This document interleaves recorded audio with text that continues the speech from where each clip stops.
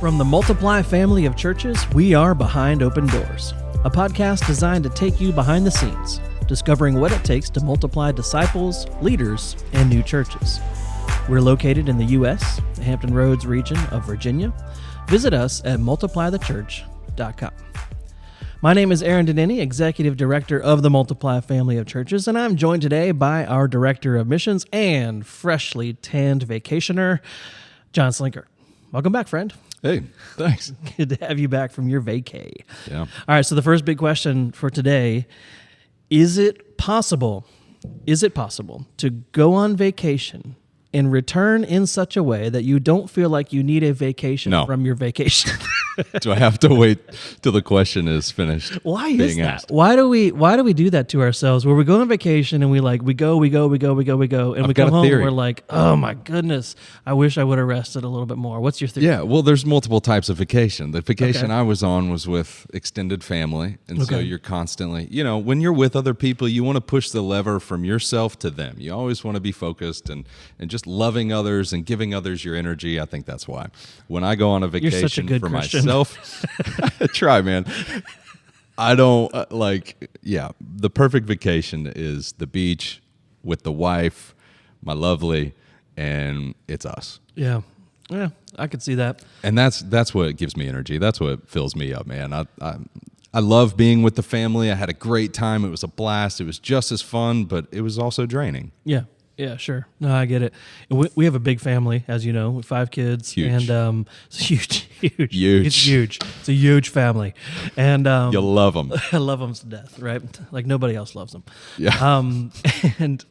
And we got this little place in PA that was her dad's old place, and it's such a great retreat place for us because there's family close by, but we're not in their space.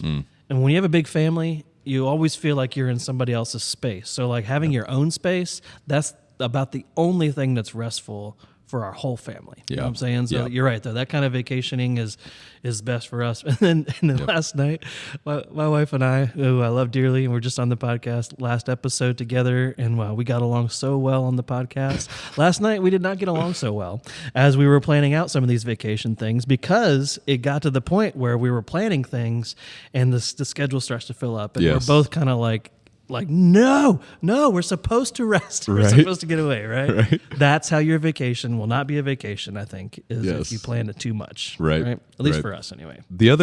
Absolutely. The other part of the theory is there's vacations where you go to Ireland and you tour.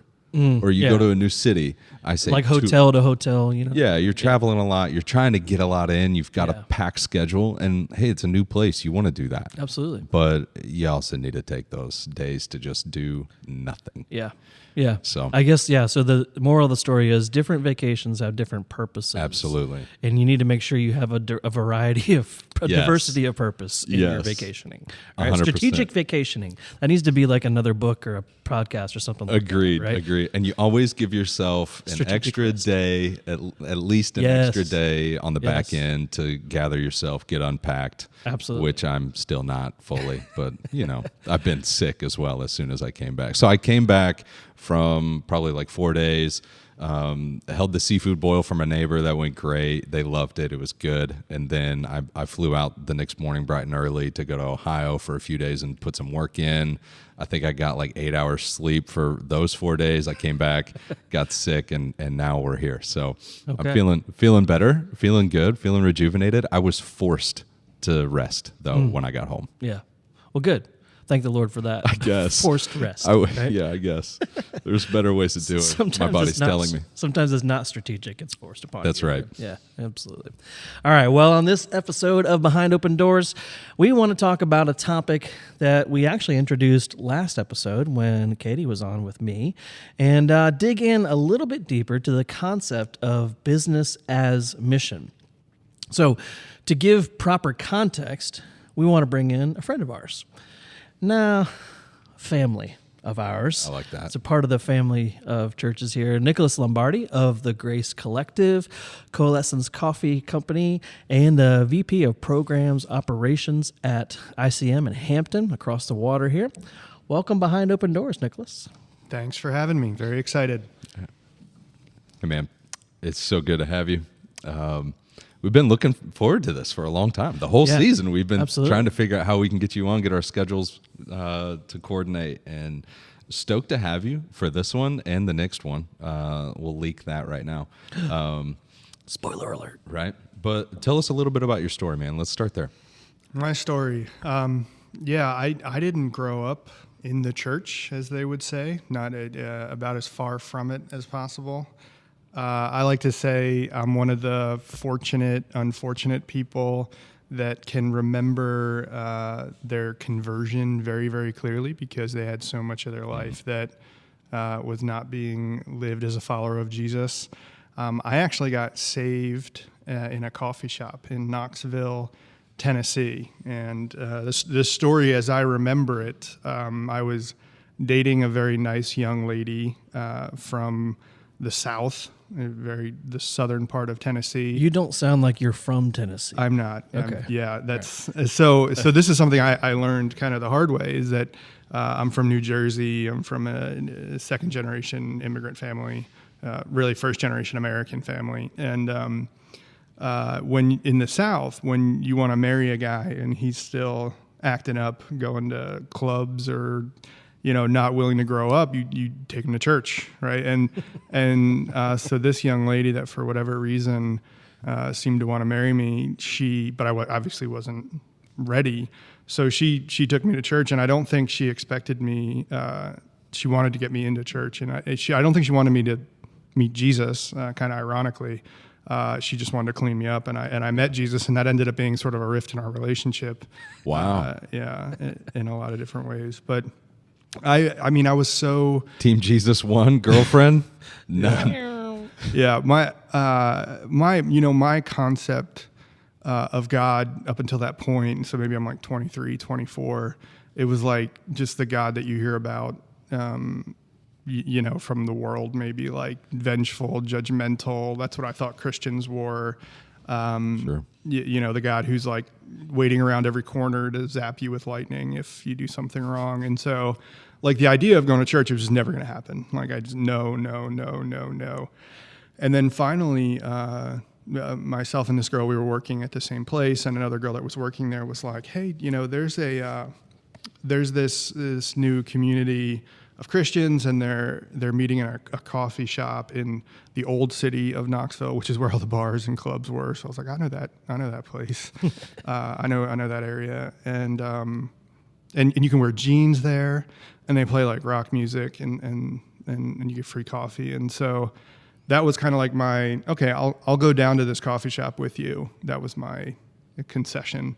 And sort of the rest is history, as they say.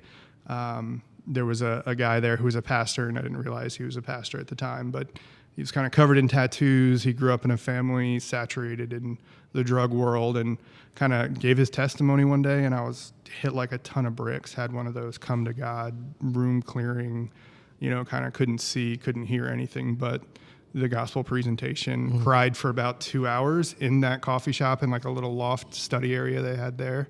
And, the rest is history. That changed my life forever. Man. Yeah, well, that's good, man. Just a little bit more of the visual. Were they like wearing like cowboy hats and like denim jeans and button ups and that kind of thing? No, in fact, the people that opened the coffee shop were from California. I think, oh, wow. The Bay Area. So it was like Toms and like other things like that. Everybody else had Tennessee Vols jerseys on. They were like hipsters, like Wow, wearing the wool hats in like the 100-degree Knoxville summer. Jeans that weren't skinny jeans yet, but were like a little too tight kind of thing. Yeah, I got you. It was very cool. I vibed with it. Wow. Nice. So what brought you to the role that you're in today then?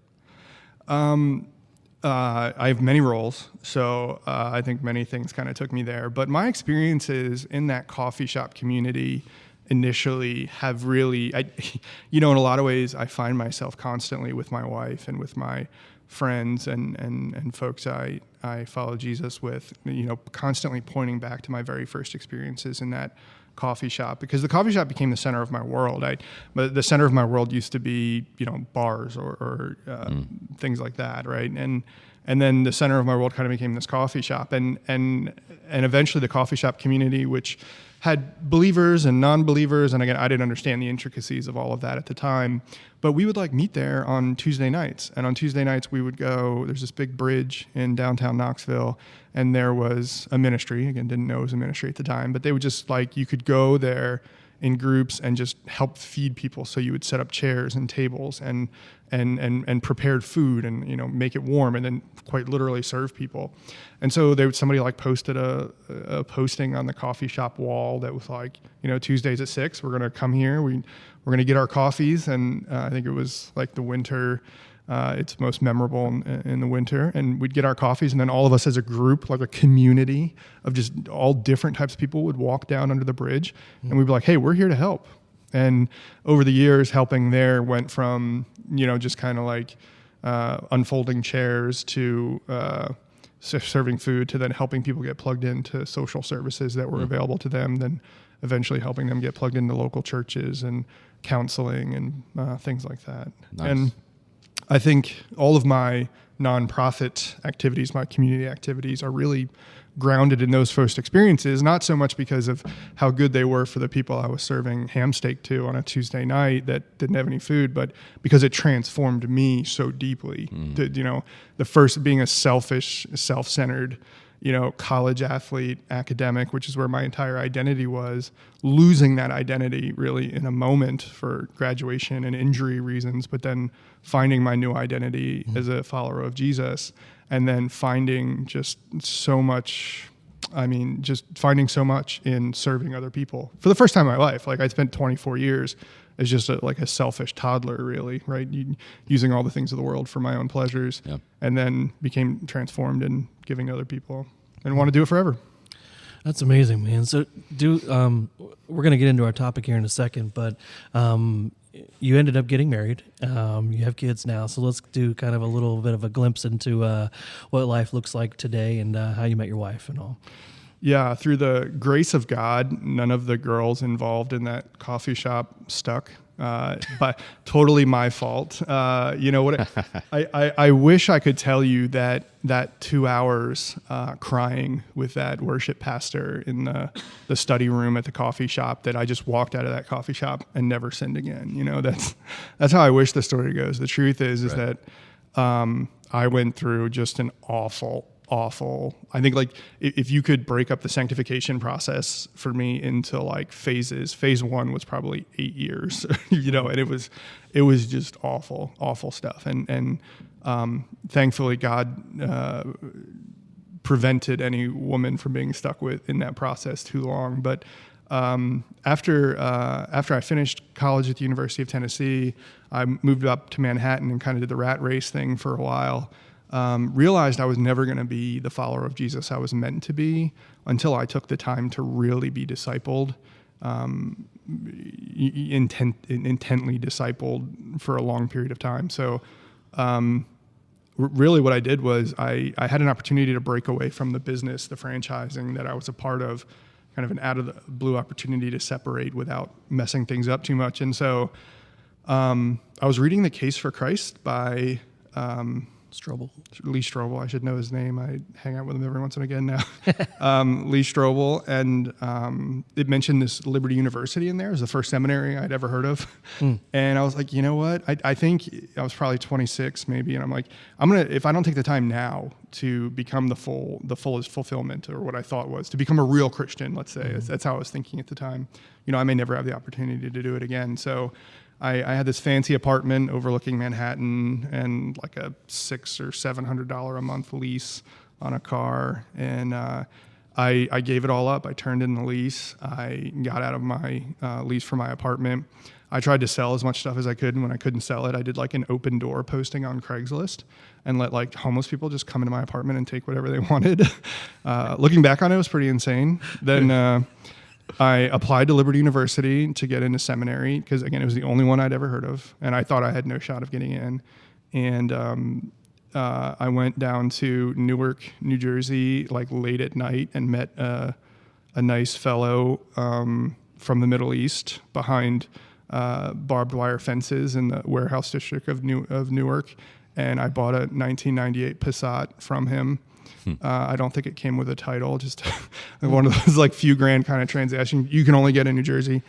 And I put a bag of clothes in there. That is all I had left from my apartment. And I drove it to go get gas, and it broke down right there. And I had to, like minutes later, but I got it kind of fixed a little bit. And then I put my bag of clothes in there, and I drove down to Lynchburg, Virginia, and showed up to start becoming a real Christian. I thought I'd be there for a year. It's pretty ridiculous. Everyone thought it was pretty ridiculous when I got there, but it seemed biblical to me somehow. I don't know. So I thought I'd be there for a year, learn how to be a real Christian, ended up staying for maybe 4 years, got an MA in theological studies and then an MDiv in biblical studies. And I met my wife there, most importantly. That's where the story is growing. I met my wife there. She was a counseling student in the graduate program, just like an angel. She was an angel when I first met her. She's still an angel after 6 years of marriage or whatever it is. Yeah, she's way nicer than you. Yeah, for sure. And she was from Richmond, Virginia. And yeah, she was like, so Hampton Roads really was we started navigating like, okay, where would we go? Where wouldn't we go? I ended up a seminary friend of mine. His uncle has a company that works in the shipyards here. So he was like, we were always looking for labor. I didn't realize what I was signing up for at the time, crawling into ships, doing labor. But it was an opportunity to kind of get out here and check things out. And then it was just obvious. I don't think my wife had ever been to Norfolk except for like a 2-hour trip to go to Handsome Biscuit with some college friends from JMU or something. But I was like, we just both were like, this is the place where God wants us to be. And so having no connections here or anything besides that job, we moved here as a married couple in downtown Norfolk. Wow. Love it. I'm not sure I've heard all of that before. So Yeah. I know, and cool. I still feel like there's some more nuance. Yeah, there is. We could pull out. Well, maybe they'll come out as we go through this whole discussion, because really this is leading into some of our topic today, and the business as mission is kind of the starting point for you. Somebody decided that they were going to start a coffee shop and a church in the coffee shop, and you were saved in that location, and you met Christ there, and somebody decided that this business would be an appropriate endeavor to leverage for the mission of God, and we want to talk a little bit about that, because I think we've got some similarities and views on that, maybe some differing views, but definitely an agreement that we can use business as mission. We can use business for the mission of God, and it actually happens a lot in the culture that we're in now and across the world. So, John, when you and I were in India in 2012, it's like everything goes back to there for us for some reason. But I was exposed to this very practical approach to business as mission on multiple levels. Actually, remember that cafe we met in? Open Hand Cafe in Varanasi. That was really cool. We didn't even know they were Christians. They didn't even tell us they were, but they just kind of were a little spot for folks to gather and enjoy coffee and such. Yeah. Neat little hideaway in the midst of a huge bustling city. It was great. And I don't want to say the next one, because it's still happening, and it's under a covering of an organization that we're close with, but it's in South Asia, and there's a place where there was a restaurant established so that missionaries could come and land and learn the culture, learn the language, work in the business, and this was the first time I was really exposed to this reality of business as mission. And this was, of course, in the international context, right? So restaurants, cafes, stores, whatever it is, the missionary agencies will go and create a platform to immerse people in the culture and contribute to the local economy, and of course earn a paycheck along the way. And the question that I know I came back asking after that trip was like, and when it comes to church planting and all those kind of things, we ask similar questions, but why can't this happen here? Or why isn't this happening here more regularly? Right? And here being, of course, the U.S., our cultural context, especially in a kind of post-Christian urban setting. Should we not think of ways to participate in the mission of God as if we're in this kind of international, very non-Christian context, because not a lot of folks even in our urban setting in the South are thinking like most kind of Southern Bible Belt people. We live in a very secularized city, and so as we kind of observed the needs in our own community, this is what led our church to eventually start a coffee shop called Coaster Coffee, where we decided we were going to establish a place for people to gather and connect with other people, because we didn't see a lot of that happening as what we might call third spaces. People don't use that language much anymore, but it's not school, it's not work, it's not church. It's this kind of other space where people connect with others. Social play. Yeah, exactly. Space. Yeah. So we're going to talk about that a lot more today with Nick. And here's why this matters for you, the listener, by the way. If you're a part of the Multiply family and you're in this deal with us, and we're so glad you've been listening for the first part of this season here, what we want for you is to really just gain a better understanding of our motivations behind what we do with the different businesses that are a part of Multiply. I will say we've talked about this in our Origins episode, that each church has the freedom to establish some sort of business approach to mission, but it's understood that Multiply does not own these businesses, that the church is going to be the one that establishes and owns the businesses. So we have Coalescence Coffee Company with Grace Collective. We have Coaster Coffee and Ocean View Christian Academy with OV Church. And churches are free to start and own their own businesses, and we encourage that. And so you're going to get some of our motivations behind that today. You're going to see a little bit more about that. Hey, if you're a Christian outside of Hampton Road, somewhere else listening, I'm so glad that you're listening. Thank you for keeping up with us as well. What we just want for you today is to kind of just consider the mission of God, first of all, and consider it as more than mere evangelism, right? We need evangelism. It has to happen. That's the way that we share the gospel and see people come to know Jesus as Savior. But mission can be so much more than that. There can be some good strategy behind it. We're going to talk about that today. And then if you're a business owner or a potential business owner, you've been thinking about owning a business down the road, the question for you might be, could I be a missionary? And we want to tell you today a resounding yes. Yes, you can. And you can leverage your business that you own for the mission of God. And it doesn't have to be a nonprofit necessarily. And so we want to talk about that today. Before we go any further, a quick reminder, this podcast is written, produced, and distributed all here in the Multiply family. Your giving to the Multiply Project makes this possible. We just recommitted our yearly contributions or pledges a few weeks ago, and we invite you to do the same. You can give to Multiply Project by making a pledge with us or by one-time donation at multiplythechurch.com. Praise God for a great start to a fresh new season of multiplying His church. All right, for this topic, we need to begin by defining some terms. So when we say mission, we are referring to something very specific. So when we say business as mission, we're referring to something very specific. So mission and missions, there's a distinction there. Mission, specifically, we're talking about God's overarching purposes in the world. And missions is really the local outworkings of Christians partnering with God in His mission. All right? Check. So you got that, Nick? You with us still? Are you not asleep over there? We're No. good? Okay, cool. All right. So the mission of God is His overarching purposes in the world, right? And missions is the local outworkings of Christians partnering with God in His mission. So, John, a lot of the work that you do with Mission Coalition International, when you go down and you help them, you train them in church planting, and they're building a building and a facility down there, we would call that missions, right? Mm-hmm.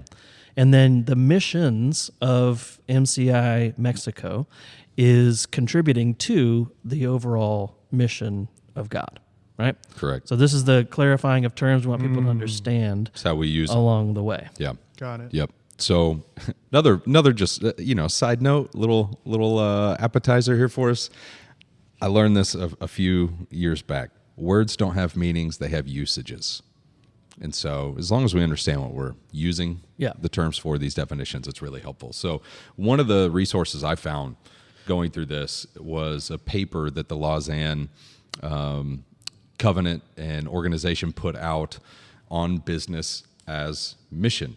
It's long, it's lengthy. We've tried to, you've got to print it out. How many pages is that? I literally have it right here in front of me. Maybe a quarter of an inch worth of papers printed out. It's double-sided printed too. But they do a good job. It was put out in like 2005, I believe. Is that correct? You said 4, yeah. 2000, close enough, right?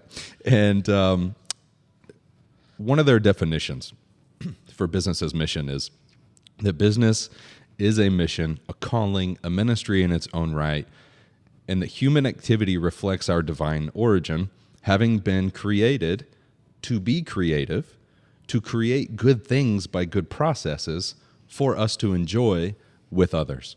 Okay, all that saying is, what is business as mission? What's our goal? What's the purpose of business as mission? And when is business not mission? And when is mission not business? And we're throwing around some terms and some definitions. So let's try to pull this apart. Whenever we try to get to simplicity, I think of a triangle. The bottom left part of the triangle is the simple start of the idea. The top part of the triangle is complexity, and then you finally work your way back down to more simplicity. So we might muddy the waters, but in an attempt to get things more clear. Yeah. Yeah, that's good. That's a good way to put it, I think, because we're saying business as mission. Mm-hmm.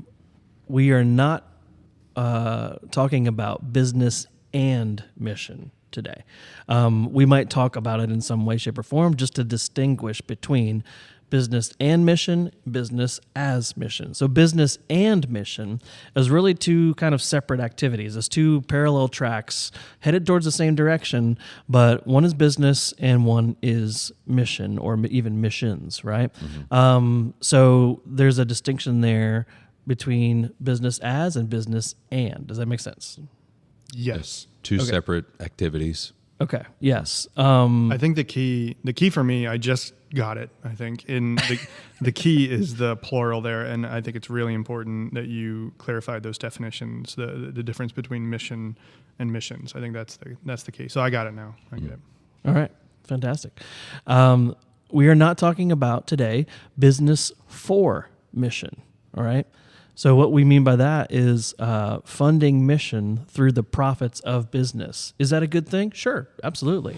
But that's not what we're talking about today. Yeah, it's probably what most people think of when they hear business as mission too. Yeah.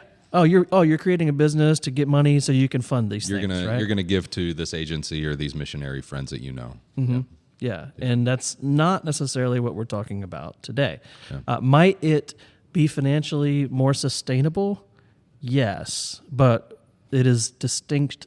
It is different than business as mission. And maybe it could be like a small part of business as mission. Absolutely. But it's not equal not to the purpose. business. What we're not doing here is saying that one's better than the other, or one is right and one is wrong. We're just making distinctions between them, and I think all of them have a place.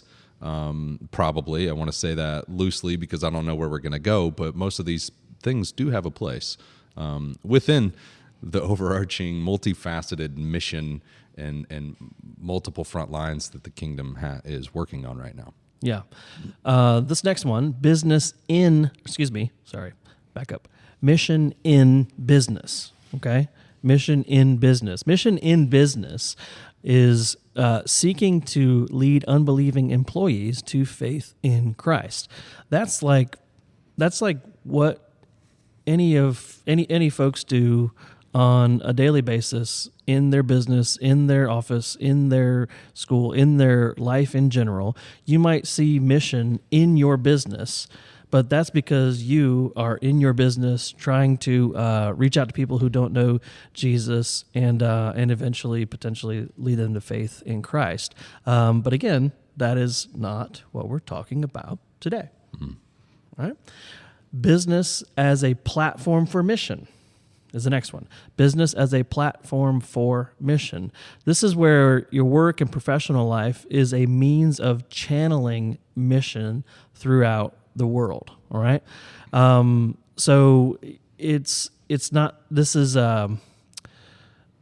like your world vision or your these larger kind of companies that exist for the mission, and they're pretty like out front about it, right? Like we're about helping orphans, or we're about helping the poor, or whatever the case may be. You're using your business as a platform for mission. This is also not that. Does that make sense? Yeah. Sure. Okay. And one more before we get to the actual topic here. Business in missions. Okay. Business in missions. This is business as a means to proclaim Christ in cross-cultural settings. Might there be missions in our business, and might business be in missions? Yes, but we're not talking specifically about that. We are talking today about business as mission. And what we mean by that is business as a vehicle of the mission of God in the world. All right? So we want to see business leveraged for the mission of God in the world. And so we are purposefully, and maybe intent is really the root of all of this. We want to advocate for establishing businesses so that the mission of God can be progressed and proclaimed and eventually completed in the world. Does that make sense? Mm-hmm. Do we agree on that? Yes. Yeah. There's a lot of complexity there. There is. Well, let's talk about some of that. What are some of the complexity there? Because it's different than tent making, right? Mm-hmm. It's different than all the things that we mentioned above. We're not going to be shy about saying we want our businesses that we establish to make a profit, right? Like we clearly need to make a profit. That's what the whole purpose of a business is. But we're not here just to make a profit. We're actually here to benefit the culture, community, society as a whole, right? It's not just about jobs and money per se. It's not about material gain. There's a spiritual component, a really spiritual drive behind what we do in the field of business as mission. So how much of that complexity do we want to unpack right now before we go into some of the theological and biblical background? Well, I was going to say that's actually, I think, both, because I think unraveling the complexity is going to start with understanding what the purposes are of God in the world. So the definition of mission that you gave when we opened was God's overarching purposes in the world. And if business as mission is a vehicle for the mission of God or the purposes of God in the world, I would think maybe a good place to start is, okay, what are those purposes? Okay. Yeah, great. Yeah. So the Old Testament, we go to Genesis 1 and 2, right? We look at the creation narrative, and we look at people made in the image of God, the imago Dei, the establishment of God's image bearers here on this earth, in this world. We are imaging God by also being co-creators with him, right? Not that we created the world, but that he created, and we mimic or we image that to the world by also being creative. Now, there's a number of other things, obviously, that goes with the imago Dei, but in this case specifically, we are co-creators with God, and we actually have then a cultural mandate of stewardship that comes with that, because we were told to be fruitful and multiply, fill the earth, and subdue it, right? Have dominion over the earth. And that implies and requires really of us a stewardship component to creation as a whole, which means there's a whole lot of freedom there to create and co-create with God and what he's doing, see what he's doing and navigate those things, but to do so in a way that is for, if you will, kind of the greater good, right? Or the this care for, yes, the plants and animals, creation care, and people, and all these different things, and culture, and all those kind of things, right? Mm-hmm. What else goes into that kind of creation component? I think you hit the nail on the head there. I think of really Eden, the Garden of Eden. Yeah.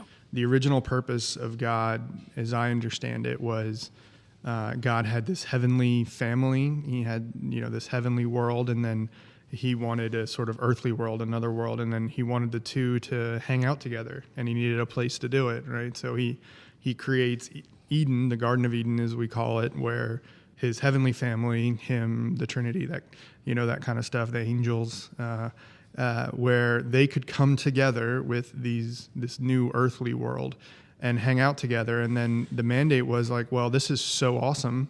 Let's spread this out everywhere. Let's make this place where we can all be together, where we can tabernacle together. Let's spread it out. And that place was, it was great. It was successful, maybe we would call it today. It was fruitful. There was lots of food to eat, and it was beautiful to be in. It was a lush garden, right? There were like animals, and it was just awesome. You could just hang out there. It's like I picture like the best park in the world. And I think, if you just say, okay, well then the idea is the whole world should enjoy this. The whole world should have an opportunity to be in God's family and to sort of hang out with him in a really cool place. Then business in one sense is like, well, that purpose, just extending that other way, like making great products, making great places, making great food, great drink, doing things that are fruitful and provide resources for the people is all part of that original intent of creating that space and that sort of fruitful atmosphere. Yeah, that's beautiful. That is entrepreneurship 101. Yeah. And of course, the next chapter, turn the page into chapter 3, and it all comes kind of crumbling down. Yeah. Right. Yeah. Mm-hmm. And essentially, from Genesis 3 to today, we're on our way back to Eden, in a way, right? And I love that. There's I forget his name right now off the top of my head. Zach. He's a pastor, Presbyterian pastor. He wrote a book called Recovering Eden, and it's essentially a commentary on Ecclesiastes. And man, it's just so rich with that kind of language. And I've always loved that language of back to the garden, right? Because what you just described, I want to go there. I want to eat that food. I want to hang out with the lion and the lamb. You know what I'm saying? Like, right. I want to be a part of that. And so what we do in a fallen world is we create little utopias everywhere, right? And we create little spaces for us to have little glimpses of the garden everywhere. And in a very real sense, the secular world, it does the same exact thing.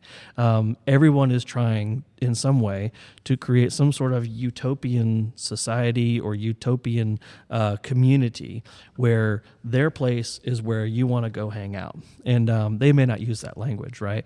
But I just think it's interesting that everybody wants that perfect space and that place to come back to where, all the politicians promise it to us, right? That we're going to have, if you vote for this person, you're going to get these rewards, and we're going to create a country that is just so much better than it is now. Everybody's trying to bring you back to Eden almost in that kind of sense.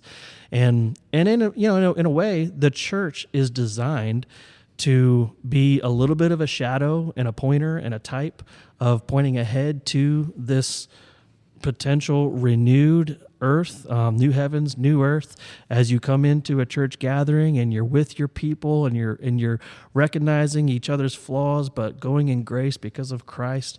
We recognize that the church is that little, purposefully now, is that little glimpse of the garden, that little glimpse of beauty that we want to reside in, because we wrote a song off of an old hymn a couple years ago called "Where Jesus Is, 'Tis Heaven There," right? And that really is the truth, because where Jesus is in that church, in that little garden, it doesn't matter in a broken world what that really looks like per se, because where Jesus is, there's a little bit of heaven there. Where we gather, there's a little bit of heaven there. We're bringing heaven to earth, as it were.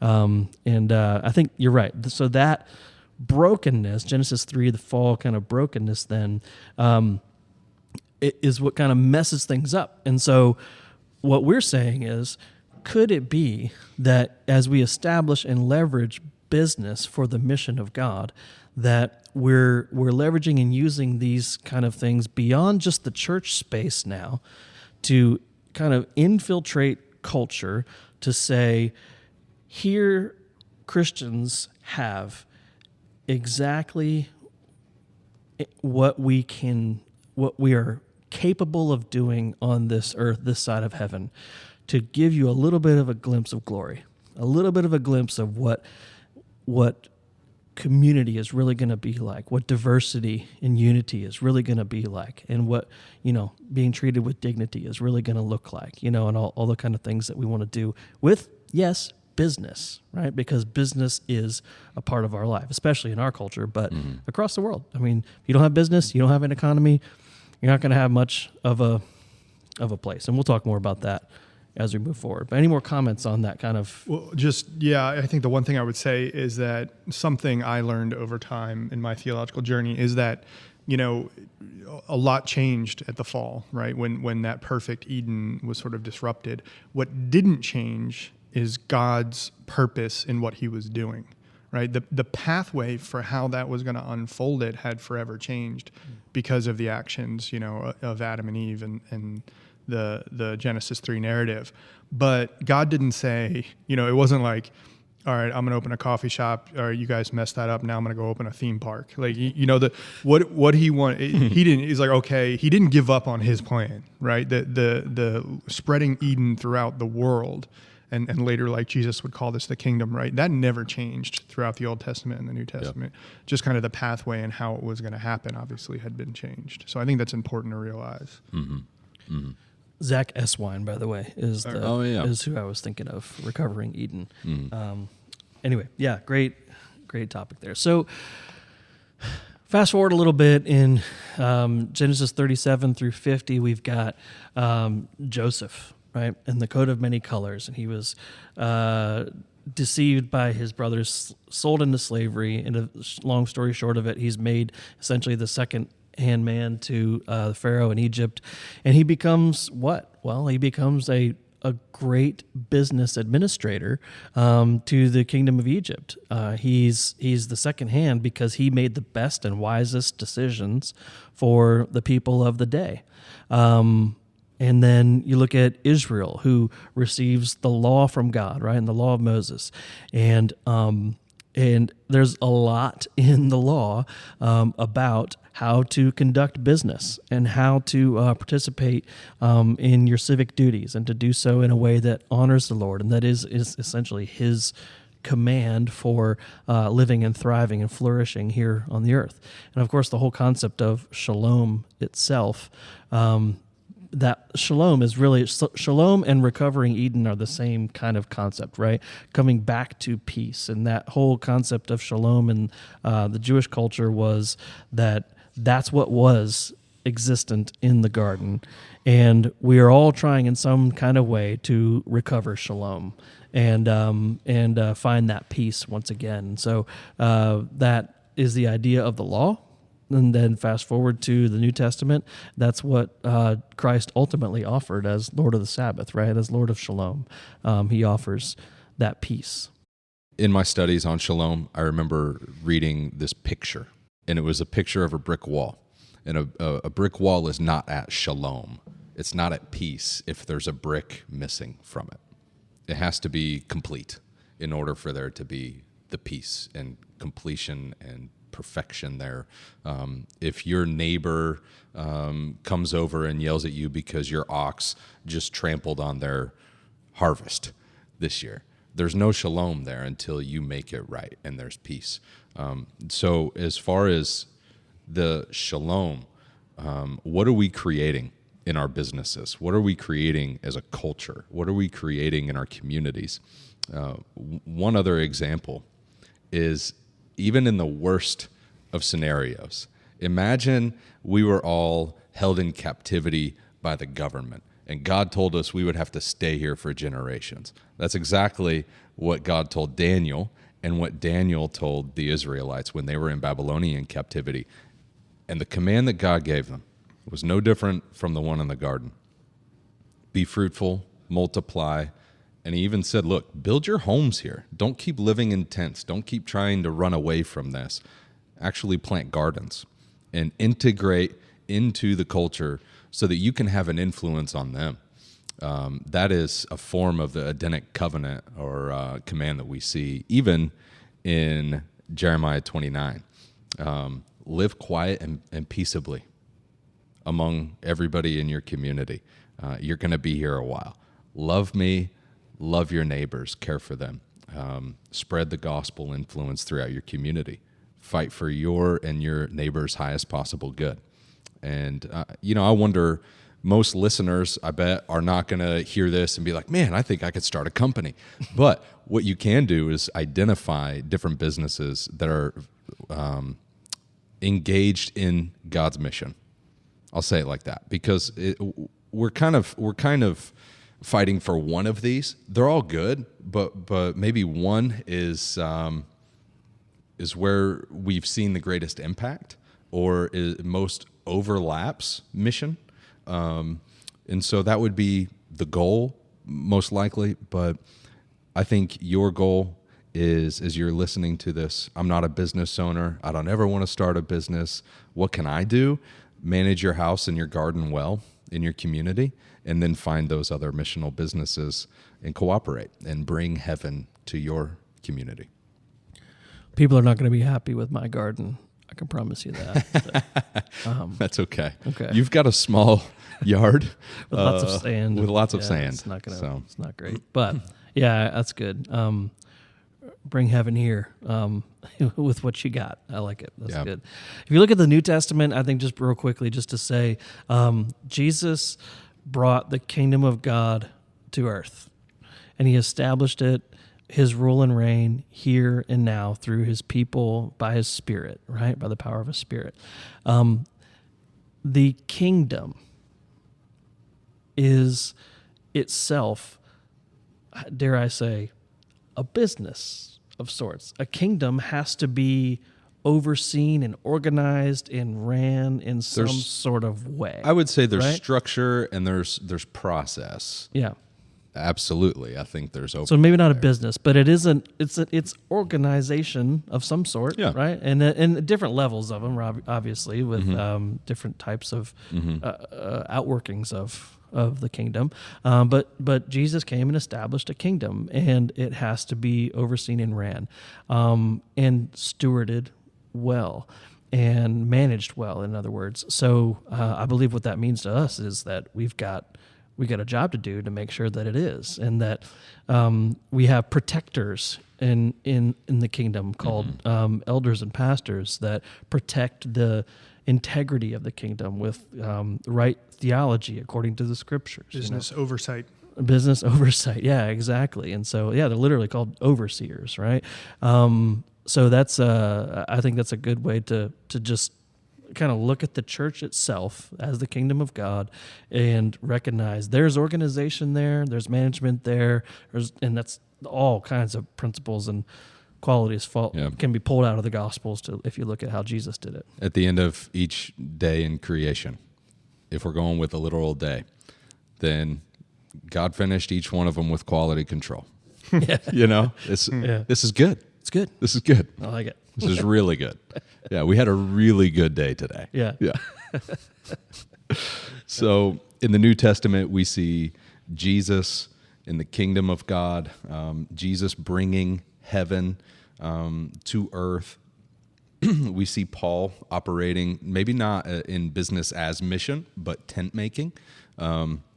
And then we do see Lydia, though, that I think might fit even more closely to this idea of business as mission. She's a seller of purple. She's working. She's putting her neck on the line as a Christian businesswoman, planting churches in her homes and throughout the community and at likely the same time. using those resources from the business to really fund a lot of the church, the early church activity that was happening. Yeah, and travel and all those kind of things. Yeah, to fund for the mission, right? To bring employees in as a platform for the mission. And so maybe business as mission, would we be willing to say, incorporates all of these things? So maybe it's that for Lydia in her case, that because she was already a business person, she saved and radically changed what was her business that was profitable and helpful.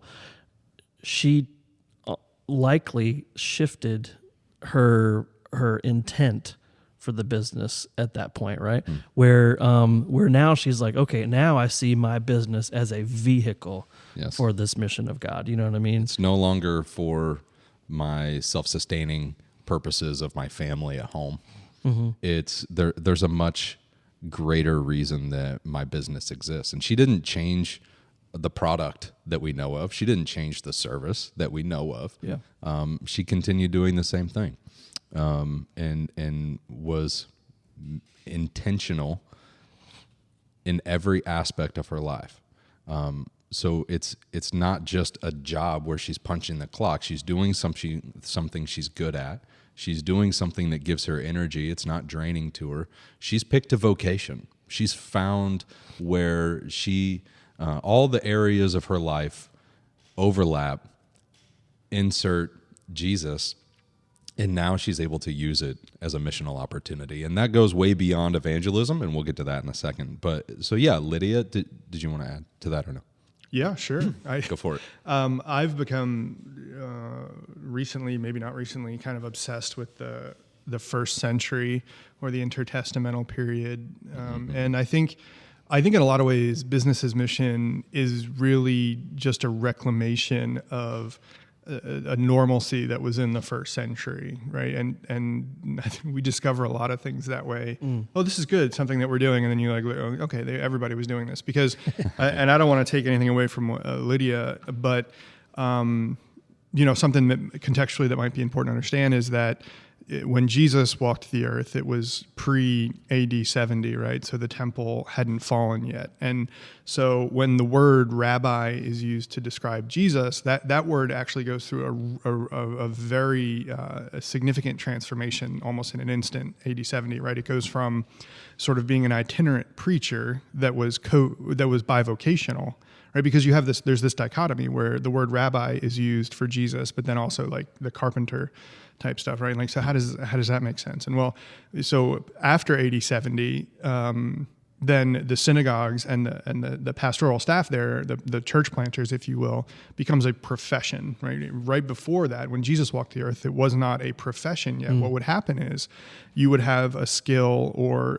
you'd be a carpenter or something. And that was probably 50% of Jesus's time. Which was no small thing. Like, I think people get this idea that Jesus was just this poor guy that he was homeless, he walked here. No, he was a tradesman. A tradesman made money and good money up until he was 30 years old? Yeah. He made good money. Like that was a big deal back then. So undoubtedly, in my mind, I think Jesus, like part of his disappearance from the age of 12 or 13 to 30 was he was in his rabbinical training, but also he was an apprentice as a carpenter. And when you were an apprentice to be a rabbi or an apprentice to be a carpenter, you purposely were stripped of your identity, right? Because your whole purpose during that time was to lose your identity and then absorb the identity of the person that you're apprenticing to. So not only was Jesus most likely, when he would travel and teach, he was spending some of his time still doing carpentry type stuff, which we know probably included a lot of cement work and sand and all that. Yeah. But everybody in the community was doing that, right? So on Saturdays, when you had a synagogue, you didn't have one person leading the worship service like we would call it today, right? What would happen is somebody would, and you can see this in the New Testament, somebody would stand up, they'd read the portion of scripture for that day, and then multiple men in the community who had had the chance to continue their rabbinical training would stand up, and they would just kind of like spit out stuff like, my grandfather told me this, my dad told me this, I learned this tradition, and you would sort of learn about the scriptures that way. But all of those men, like Monday through Wednesday or Thursday, were just hammering away at their carpentry job. And then what would happen, Jesus would become like sort of a sponsored itinerant rabbi. So remember, we're talking about the first century, we're talking about the desert area, and not all the rabbinical training or the synagogues had made it to every town, let's say, right? Like, so maybe the more metropolitan areas had these educated people.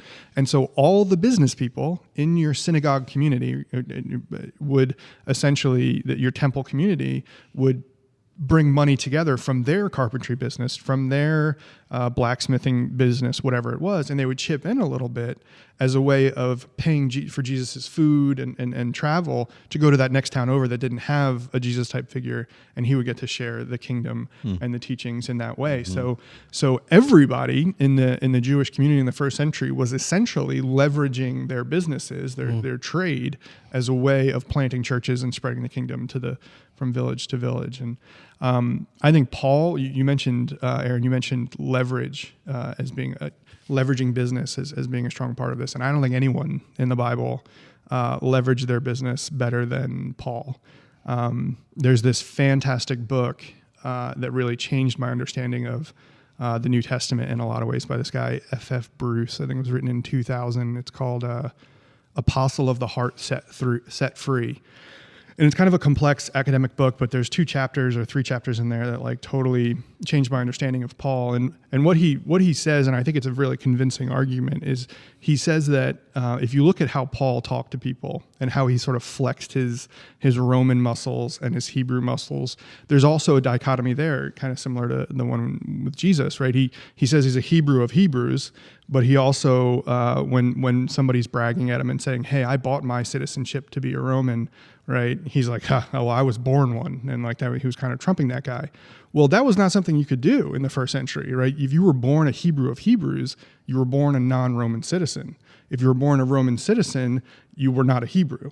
So Paul is this really fantastic exception in the first century. And I think a lot of people, I've once described at a conference I was speaking at, I described Paul as like the love child between, like a John Piper, Tim Tebow kind of mix in the Christian community, right? Because if you look at some of the words he says, like he's from Tarsus, but he actually mentions like another part of the region that he was from, and so F.F. Bruce does all this like really deep research, and I'll skip to the sort of the end point is that most likely what we understand Paul when we understand he's a tent maker, that word that we see there. Paul came from a very, very, very special family, a special business family. So it's most likely that Paul's father, because if he was born a Roman citizen, his father must have been a Roman citizen. And what it seems happened is that there were, Rome was expanding and they're fighting all these battles. And Paul's father probably owned like this huge tent company. And he had the government contract with Rome that when the soldiers would go expanding the Roman kingdom, he was the guy who he had this huge company it was an Israelite company, and he would go with the Roman soldiers wherever their campaign was and send his people along, and they would build the tents and the little villages that they would send in. This was such a huge contribution to the spreading of Rome that his father or grandfather possibly was awarded by sort of mandate, this special distinction. And we know like in Tarsus, there's like 5 families basically that have ever lived in Tarsus in this area. And they didn't have to pay taxes. They had all these really, really special benefits is the point. And so business, is F.F. Bruce says, is what bought Paul his success, his family's success as business is what gave Paul this amazingly special ability to travel the world. And when he got kind of stuck, he's like, yo, I'm Tim Tebow. Do you not recognize me? And then like everyone kind of peeled away because what he, by just saying I'm Paul from Tarsus and Cilicia, right? Everyone was like, oh my gosh, he's like, he's a Bush, he's a Kennedy kind of thing, right? Like, he's a Kennedy from Martha's Vineyard is basically what he was saying. And that's why they just kind of like, oh shoot, okay, let's not beat him. Let's not do this. Let's not do that. And so, obviously there's so much providence in there from God, but that's just like business is really what allowed the kingdom to spread through Paul the way it did. And that's just fascinating. Yeah. Mm-hmm. Man, that's a great summary, by the way. Well done. And I think that is just lays such a strong foundation for, I love the first part of that. We think we're talking about something new right now. The Lausanne article in 2004 comes out, Business as Mission, and it starts talking about all these things, which, by the way, it doesn't even touch on what you just described. I wish it would go a little bit further like that. Obviously, Bruce stuff is out there, but yeah, I think that is, as it says there, kind of a renewed call to this approach of business as mission, because it's been going on for all this time, and I think leverage is the right word. We just need to leverage the systems of this world for the kingdom of God, because these systems exist, this culture exists, and we need to identify what can we leverage so that this mission can be propagated and continue. I think that's brilliant stuff, man. Yeah, another one that we've talked about even this morning was about hospitals throughout Christendom, throughout history. The role of hospitals and schools, among other businesses, but mostly those have been the two that seem to be some of the best overlapping businesses that a missional community can start or get behind, because they provide a product or service that is intentionally for the people of that community, for their good, physically, emotionally, spiritually. You've got some things on hospitals that you've experienced. Well, I think there's two trends we need to kind of unpack at some point, and there needs to be this understanding of it. There's a trend, right, of since day one, where the forces of evil, the forces of darkness, seek to undo the Edenic mandate, right? That if God says, okay, let's like spread Eden, let's make businesses, let's cultivate fruit and vegetables and luscious water, all this kind of stuff, then the forces of evil are like, let's stop that, right? Because in doing so, we get to image, right? We're imagers of all those awesome things of God. And so there's this practical sense where it's like, well, survival, right? If these forces are going to try to stop us from being able to do this, we need to be considering how to make sure we can keep doing these things in ways that like God has provided us to do that. And I think business is there's a lot to talk about with like millennial trends in giving when it comes to impacting, like say, 30, 40 years from now, the idea that people are just going to give money to the local church or to the local church planting network or any nonprofits because it's something that you do as an American or as a Westerner, right? That ideal is gone in my generation and the one after it. So there's going to be an understanding of surviving those forces of darkness. We need to take that even more seriously. And there's been times throughout history where that's the case. But again, this is a trend that has really never stopped, right? If you study medieval history at all, the formation. I do that all the time. Absolutely. The history of Christianity, Gonzalez, like the work on tracking Christendom. He talks about how Christians, and I think, man, there's a lot of debates today where we could talk about this, is Christians have always been on the forefront of caring for people's physical, human rights and things like that, because in Eden, people were healthy, right? That was a big part. You had plenty to eat, you weren't sick, all of these kind of things. So reclaiming Eden means that, okay, we have to make sure people are healthy. If you're going to experience a little part of heaven, ain't nobody sick in heaven, right? So that's something to deal with. So like if you look in the medieval times, essentially what happened was the cathedral. The cathedral is a Latin word that really just reflects, it's the place, it means chair, and it just means the place where like the bishop resides, where he sits. And where the bishop would reside, kind of like he's like the regional manager of the Catholic Church, right? He assistant to the region. There were a lot of resources that would follow him, right? The Catholic Church resources, we know that in medieval times. And so naturally, where he was and where those resources were the places where the church developed those more robust offerings of the Edenic mandate. So hospitals were first formed in the cath. The cathedral had sort of like attached to it as part of it was a place where all the sick came, because if you were sick and you didn't have resources, you didn't have education, you would head towards these cathedrals. The libraries were there. So if the studies of medicine that were originally put forward by Christians in the Catholic Church, if there was a cure for what you're going to have, you wanted to head there because that's where the research was. That's where the doctors were. So then that very easily and kind of quickly became like the soup kitchen type, because again, the resources were there, the people would be drawn there. And so, okay, we have to feed these people because in Eden, there's a lot of vegetables and fruits, right? So I look at those things were offered to the community. Those resources, those services had really very little to do with, say, evangelism necessarily, right? That was something that was propinquity is the word, actually, like by the distance that they were, the Catholic Church, to other people in their community, they were responsible for helping as much as they could for the physical needs and these resource needs, as well as the spiritual needs of course. And so, that's just like, if you look back at the synagogue of what we talked about Jesus, that's all kind of along the way. And I think we're reclaiming almost those things that have been done for centuries. And it's just so exciting to me. Yeah. It is. And I think to kind of add to that, I don't know how much more you want to go on this, but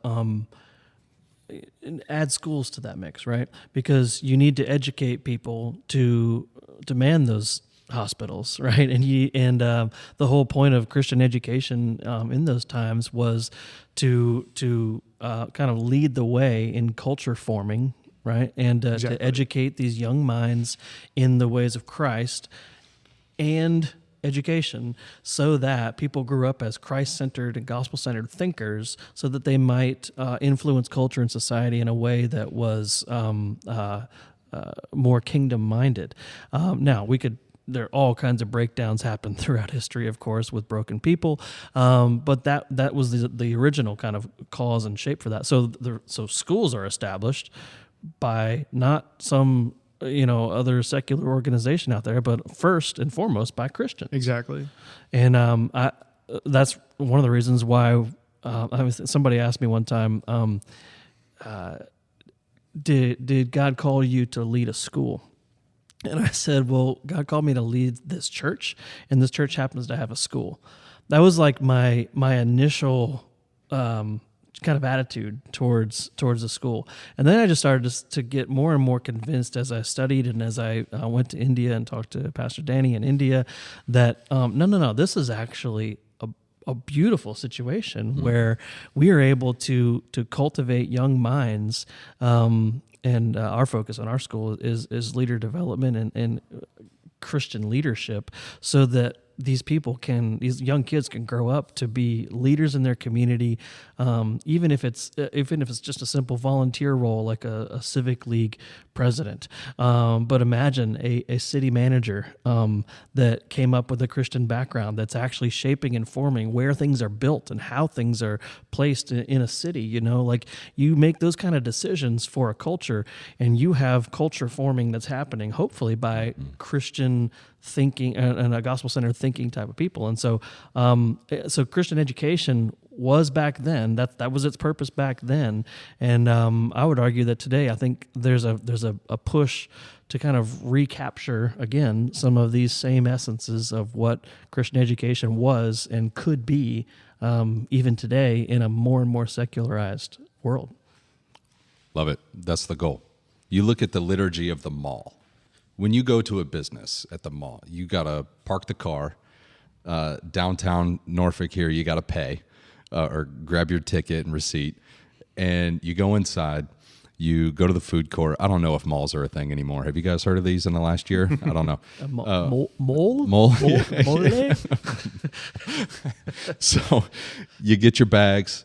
They're all like each bag from each store is perfect, right? They've done a great job. They've set a whole culture around this as one of my mentors has put it, this liturgy, right, of the business or of the mall, and it's a culture that they're trying to create. And so now taking that and not villainizing that, but saying, hey, they're creating culture, and we're not surprised by that. We know that society creates culture. It's inherent in what people do. We don't even have to be intentional about it, and we'll create bad culture.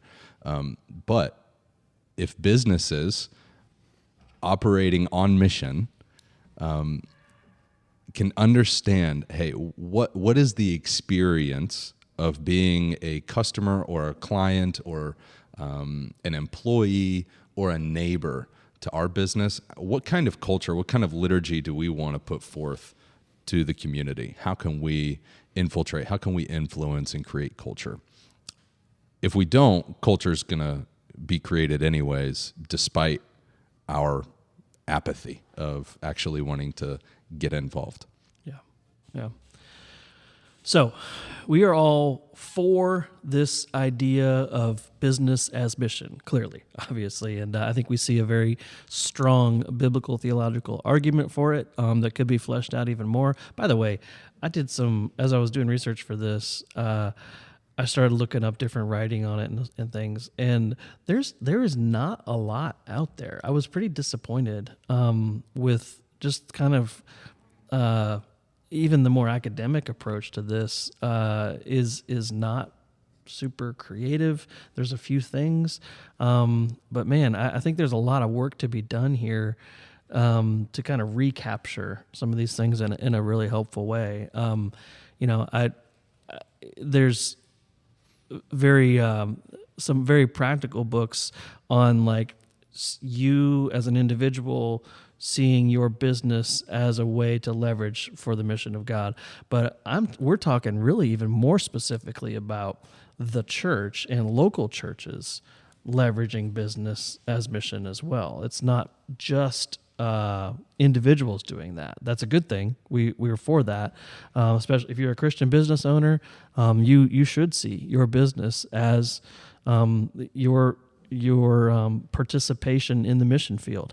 But we're talking even more specifically here about local churches also leveraging business, because that's what we've done in 2 of the 3 of our local environments. And so, I just want to talk a little bit about that now, just what in the context of kind of our local environment here.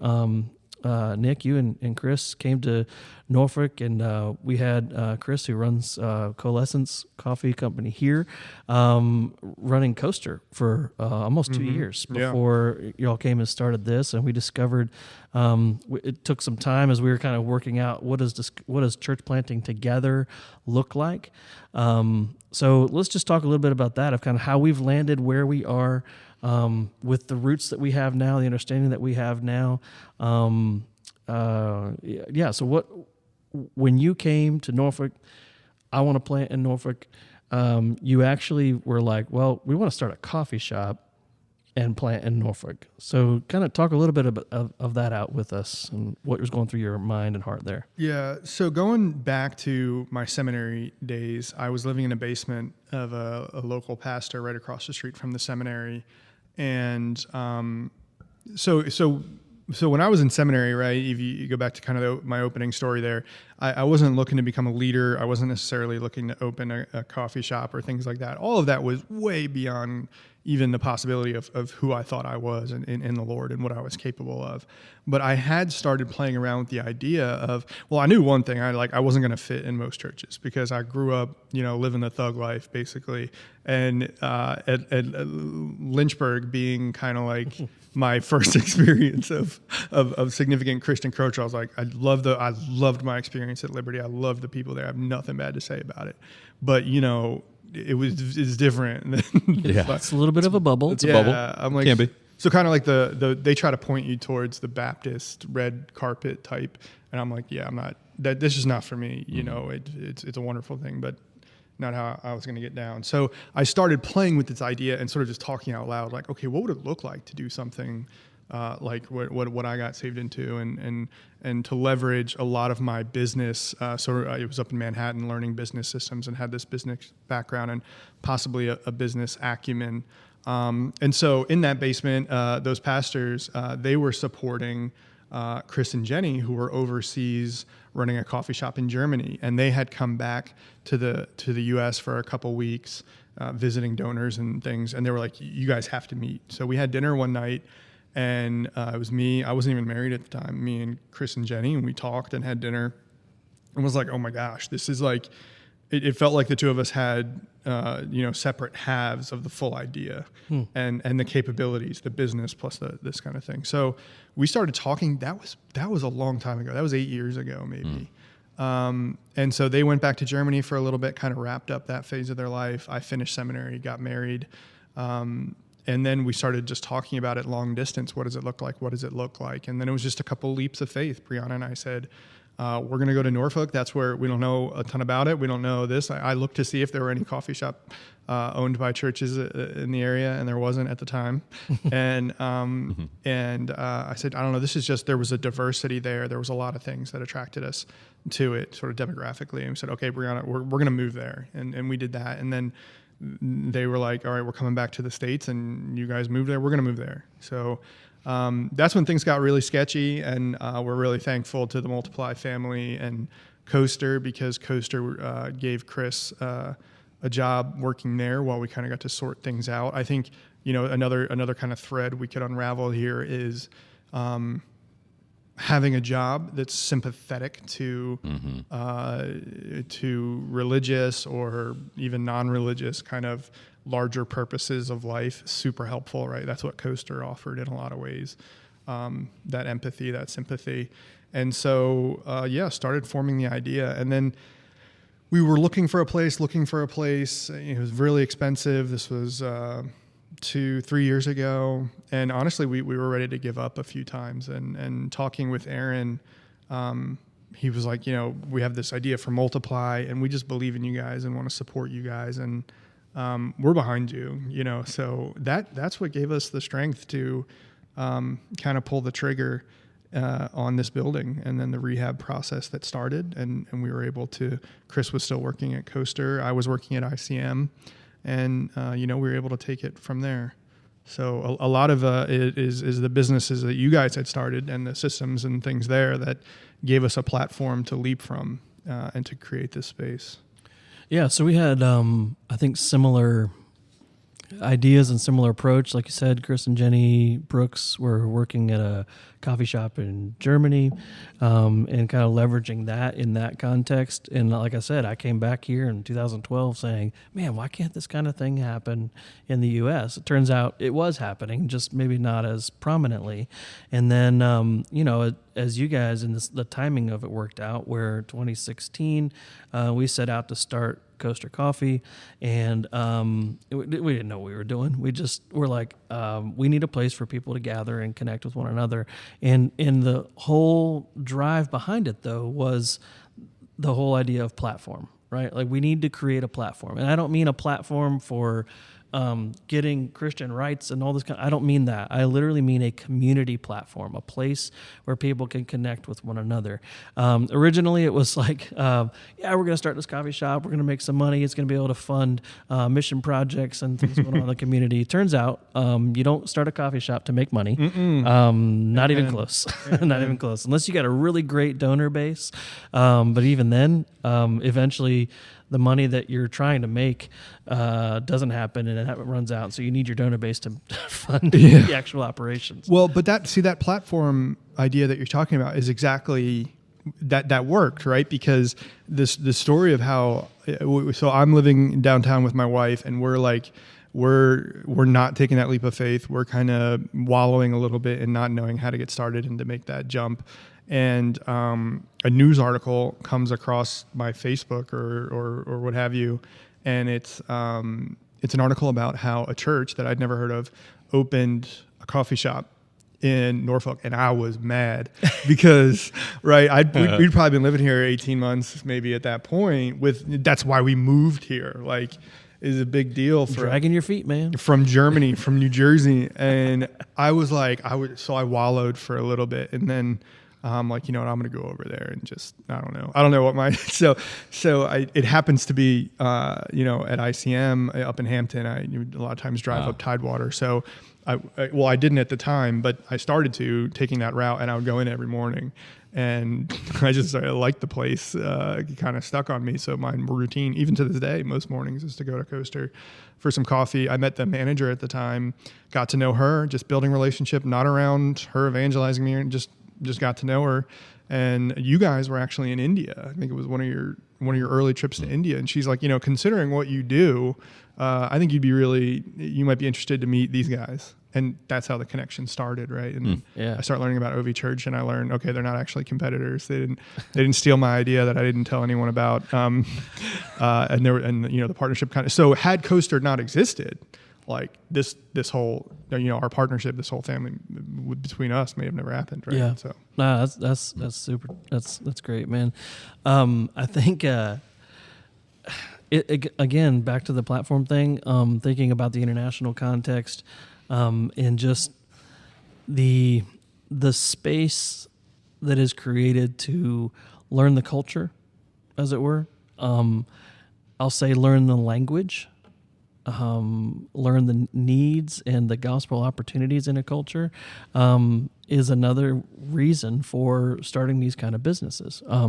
Because while we know English, and that's our primary language, of course, in our city, when I say language, I'm not talking necessarily about that. I'm talking more about like what is the ethos of the culture? Like what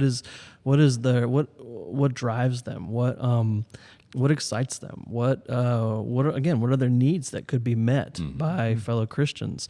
The coffee shop may not have a ton of money to go out and just fund things, but I know some people in the church that might be able to do that, to be able to help out with this agency that needs some orphan care or some funding for even what I would consider silly things like dog parks and stuff like that, but they're community things that people like to get passionate about. So what we found, I know at Coaster, was that where the intent may have been, man, we could fund some stuff, it shifted towards, well, we got a pretty good sized platform almost right away. And by that, I mean actual social media platform. Like we had a couple thousand followers pretty quickly. I know you guys did as well.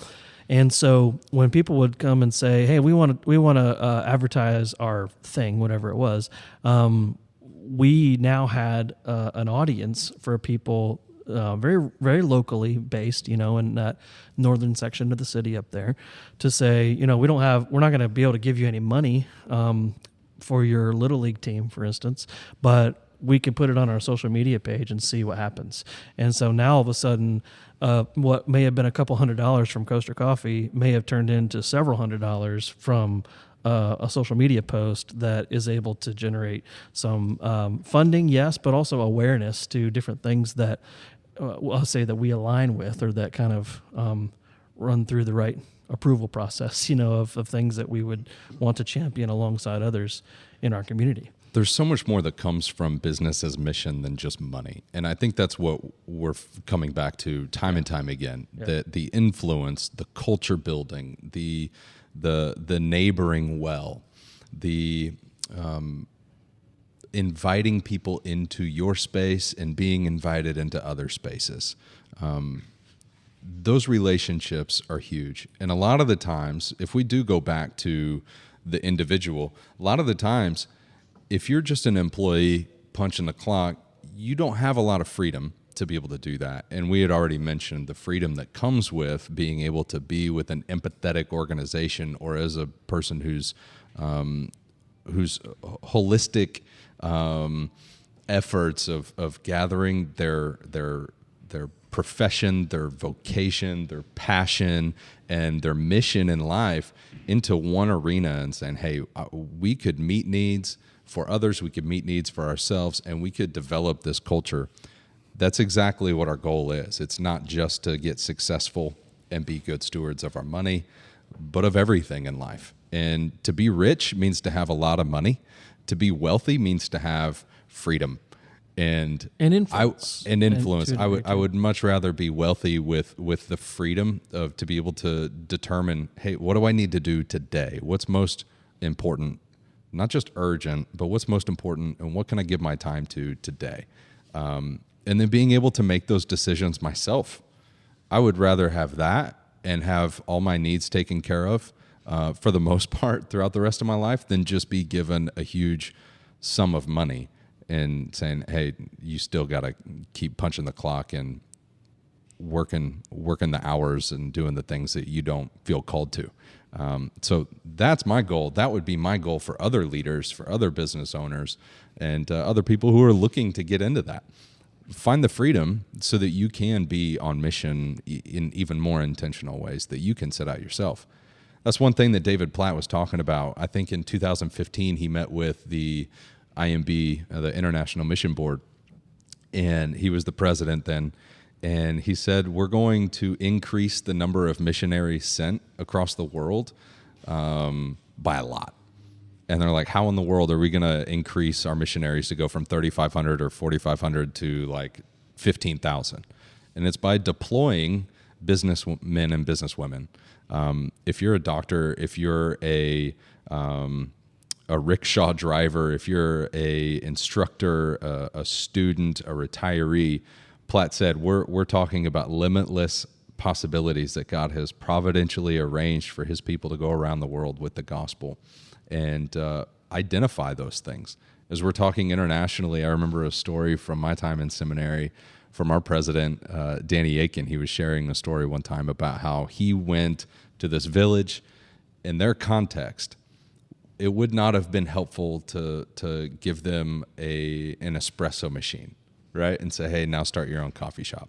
They didn't grow coffee there, and they didn't have any milk or anything else. And so what they did, they realized, hey, they could really benefit from having a goat. And so they got them, instead of just one goat, they got them 2 goats. And now the son was able to milk the goats and go sell the milk. And so they're able to make money off of the goats. Not only are they able to do that, they can have the goats reproduce. And now you've got how many more goats in 5 years? And now you've got a herd, or whatever you call is it a passel? Is it a herd of goat? No. So these are reproducing, self-sustaining, viable businesses that are run by people on mission. And I would love for you to share your story about the coffee seminary, the coffee seminary. Yeah, my kind of 9-to-5 job is at an organization called icm.org over in Hampton. We work on the ground in about 100 countries. And over the last 5 years, I've had the amazing opportunity to travel to a lot of those countries. And the business as missions, philosophy, education, training, ethos is spreading all around the world, and it's really fun to see. It's happening in 2 ways. The one way I think that we've alluded to already is this sending frontline missionary way. Like, okay, you're an American and you feel like you're supposed to be in Istanbul, and so. But it's hard to go from an English-speaking Westerner in America to Istanbul and reach people. So setting up a business gives you a chance to interact with people, learn about commerce, learn about culture, learn about the language, et cetera, et cetera. The other way that it's being used, and the way that we support it at ICM, is working through indigenous organizations. And so at ICM, we call ourselves the Global Church Developer. And when we say developer, we mean kind of like a real estate developer, where we bring together any resources that we can find around the world, bring them to the local church so that local church can be the best expression of God's original purposes, God's mission, that it can be in that particular context, in that language, et cetera. And in some places, the amount of entrepreneurship, the amount of creativity that has erupted, sometimes out of significant challenges, has been fascinating. One of our partners there that I've got to spend a lot of time with is this Mai Tai Coffee, MAI, Thai, THAI Coffee. And it was actually started by an American missionary, but he's been there for, I think, 38 years at this point. So Wow. He speaks fluent Thai. He's like my size, He better. 6'5" kind of guy. So it's kind of funny when people hear him speak Thai like a native. But so what he does is he has a Bible school there in kind of a city area, sort of, and so students will come in. He's in like the northern part of Thailand. And what he does is he recruits a lot of students to the Bible college from what's called the Golden Triangle. There's a few Golden Triangles in the world. This is not a good Golden Triangle. This is where China, Laos, and Thailand meet in its northernmost part of Thailand. And it's where most of the methamphetamine and opium products that are used in the Western world come from that small region. And the poppy cultivation in that area has been devastating to the population. A lot of orphans, all this kind of stuff, right? Again, so one culture being predicated in this area, and now we're getting to the part of the story where we get to see another kind of culture push that one back. Yeah, exactly. So coffee is actually not indigenous to Thailand, from what I understand. But a long time ago, the king of Thailand still has kings, a monarchy, some kind of monarchy. He introduced coffee as a competition crop to opium, to the opiate plants, the poppy plants, I guess, to try to see some cultural change there. And he ran into one of these, and nobody really knew what to do with it. They cut it down. Long story short, now like right next to his this Bible college is he's got one of those huge machines that cleans coffee, like takes the cherry off of it and dries it. He's got like a warehouse there. He's got a nursery, a huge nursery. And so what happens is when you come there to start seminary, Bible college, a coffee plant takes, I think it's 2 years before you can actually use the fruit of it.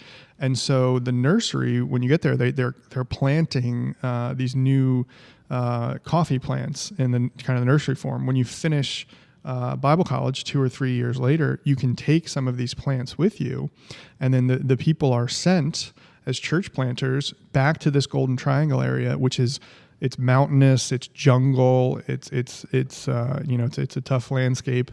And one of the first things that these missionary couples or church planters do is they start planting a little coffee farm. And almost immediately, because the coffee plant is ready to produce fruit, the coffee plants, they're able to hire 1 or 2 people in the local village to help them cultivate, and then they bring it down for processing and get to sell it and make money, et cetera, et cetera. And the impact that has, being a financial economic contributor, almost like at first in that village, just has a massive impact in so many different ways, right? You're bringing commerce, you're bringing money, you're bringing healthcare. It's an opportunity to treat your employees really, really well. You're bringing ideas of capitalism, right? And these kinds of things to these villages. And it has this unbelievably transformative effect on the community, whether sort of the outside of just like the growth of a church, for instance. Unbelievable. That's just one example. I spent quite a bit of time on the Syrian border during the Syrian conflict, and a lot of people think the Syrian conflict is sort of over. We don't talk about it very much anymore, but most of the refugees, millions that left Syria, are still living in places like Jordan in the north, and places like Lebanon, having devastating effects on the economy and the human conditions, right? The only people really that I've seen, there a lot of the organizations that are helping there are religious organizations, either Muslim or Christian. And one of the issues that, because the effects of the conflict have raged for so long, and we're still talking about millions of people, plus, by the way, the Palestinian conflict has resulted in countless refugees that are still living in Lebanon, right? This is why Lebanon's a failed state right now. Most people don't realize the impact of the refugees that they've had there as a draw on the economy. So the Christian organizations that ICM works with there, we've been able to work with them to see them turn into more sustainable business practices that allow them to continue to feed and minister to these people long term. So for instance, one of the places I visited not too long ago was initially eggs were given from like FEMA type, NATO type organizations, and you give people the eggs and they cook them with rice or what have you. But I mean, the money you would need to keep feeding millions of people for years on end. So they started cultivating chickens instead and built, like I got to walk through this gigantic chicken coop in one of the mountains above the refugee camps. And the refugees get to go work in this chicken farm and produce the eggs and work towards it, and they get a great sense of fulfillment from it. They get to make some money. Then they take the chickens and they give it to the people still living in the camps, and because it's like a makeshift home now, and it's their job to take care of the chicken. The chicken then produces the eggs. The program keeps growing as more chickens are birthed so that more people have a sustainable way of growing food. Plus, they can now take the eggs and go sell them at the market, right, and they get to make a little bit of money. And it keeps growing and growing and growing and growing and growing. And now, instead of constantly having to find funds from donors, they have a business that is sustaining this effort and allowing for all the people, to work there and for amazing things to happen. So it's just a powerful, transformative tool that the world is using. I have hundreds of examples. I could probably come up with, but. Praise God. Well, I think one of the, I guess, I don't know, one of the ideas that really reached out to me when I was in seminary studying all this stuff and international mission. You think about business as mission. I was exposed to what I think was a fairly new term at the time called microfinance, and that was like, I was a business finance major, so New to you. it was like, wow, okay, that's interesting. And what I learned was it was essentially people in those kind of contexts that would somebody might buy them, like you said, a couple of goats, but they would take those goats on loan, and they would eventually pay back the loan on the two goats in Aiken's example, right? By the milk that they would sell or whatever, and they pay back the loan and end up then creating a sustainable business like you're talking about in a larger form, Nick. And that just, I was like, man, how do we help that? Because it was mostly in very poor environments where you're trying to help people out of poverty, not just by giving them a handout, but by actually teaching them a trade and teaching them business, teaching them how to do this. And of course, if it's a Christian microfinance company, then the gospel is all kind of infiltrated in that. And so you're teaching them the why behind the what along the way as you're teaching them the skill in the business. And I just think it's worth mentioning microfinance here because I think that's kind of what you're talking about. And it is something out there that if you're interested as a listener, go look up some of these companies. I mean, Kiva is probably the top Christian one that I can think of. Do you know of any others off the top of your head? Yeah, One Hope is a big Okay. one. Esperanza is another one that we've worked with down in the Dominican Republic and Haiti. Yeah, absolutely. These tiny loans that And that's micro is true. Micro, Like it is yep. literally a very, very small loan. Oh yeah. But it can lead to transformative business possibilities for some. Yeah, at ICM we have a video on our website of one of these kind of happening, getting a micro loan. And I'm talking, it could be $30. Yeah. Which doesn't sound like much to us, but can be the seed that's sown for somebody to buy a goat or chickens or a fruit stand or something like this that can then grow and grow and grow. And what a lot of organizations like One Hope and Esperanza, what they do is they provide business education that goes along with the loan. And some of them have an outstanding repayment rate, like 97% of the loans getting repaid. And they're teaching a lot of the basic principles and rhythms of like being a follower of Jesus that helps them along the way to be a little more accountable and things like that. It's wonderful. Yeah, it is. Seed Effect is another one. And Seed to Oaks out in Louisville. I think Sojourn did some stuff with Seed to established one called Seed to Oaks out in Louisville. So, I think it's just a way to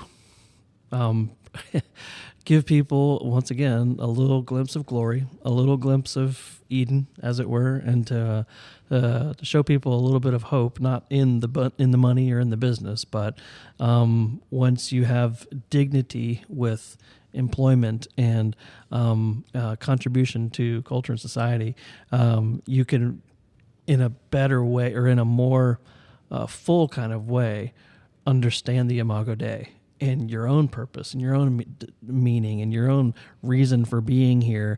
You're in a better place to actually receive the gospel at that point, to understand, oh, this is why I'm here, right? And so it opens up the soil, as it were, aerates the soil a little bit in a way that's understanding the gospel a little bit better. So maybe let's talk about, before we end here, some of the dangers of business as mission. I wrote a couple things down here, more just kind of brainstorming a little bit.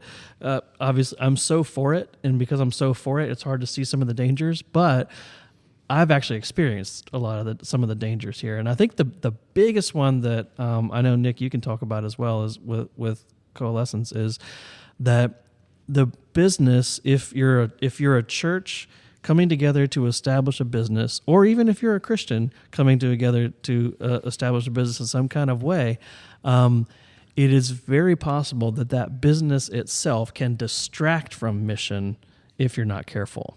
How did you guys experience that? And I'll talk a little bit about me as well. Well, I think there's a tendency sometimes when you're just starting a business to underestimate the amount of complexity that might be involved, especially in opening a business in like an urban area in 2022, right? The permits, the taxes, the contracts, the leases, the legality of it all, managing people, it's a lot of work. And I think, like in our case, I think what we did was like, okay, we're going to make enough money pretty quickly based on these budgets that we made that are going to allow us to hire X amount of people, and therefore we won't have to have a tension between focusing on the church and then sort of separately focusing on the success of the business. And like you mentioned, if that's true, it's not true of coffee for sure. It's almost impossible to make money, I think, with one coffee shop in a lot of ways. And so, the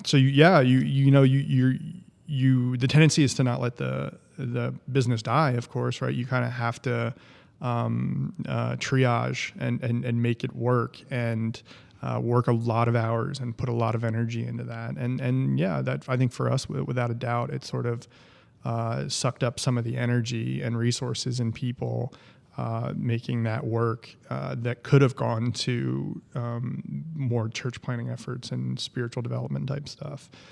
Even community outreach, to be honest, I feel like you don't have the energy to expend on that. Yeah. After making the day-to-day business operations, we have a couple of events like the platform type stuff, a gaming group that meets here, a writing group that we help with. But yeah, it's really hard in a new business to be able to focus on multiple things like separately at once.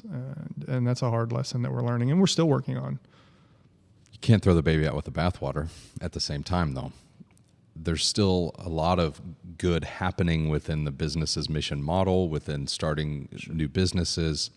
Yeah, absolutely. Would you rather give $100,000 to a village overseas so that they can take the gospel out, or would you rather give them $100,000 grant or loan for them to start a business? I think the metaphor is you could give somebody a bag of flour and you could give them a bucket of water, and they might be able to live for a few days, eating, drinking that sustenance. If you teach them how to turn that into bread, add a little air to the mixture, you're going to be able to feed generations. And I think that's the goal. That's the major benefit here.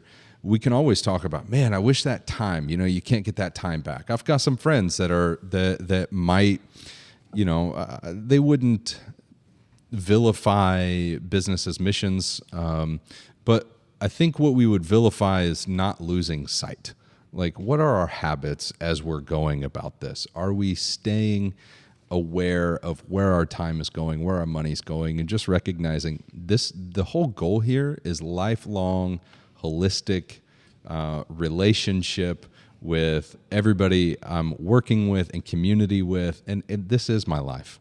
And so as I start this company, or as I'm working with this company, I'm not doing this just to get a paycheck so that I can go home and hang out with other people. Business as mission is a holistic, lifelong calling.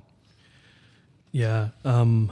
For us, when we established Coaster, I would say, and this, I'm not trying to be dramatic by saying this, but I would say that we probably could have planted our first church 2 years earlier if we would have not started the coffee shop. There's always an opportunity cost. Right. What's the next best thing that we missed out on because we chose to do option A, not option B? Right, and that's the point, is that this is one of the dangers. Like, if you're going to consider this, then consider the fact that it can distract from the mission of God. Now, I'm not saying that we shouldn't have done the coffee shop, right. But I am saying that I didn't account for the fact that this could have...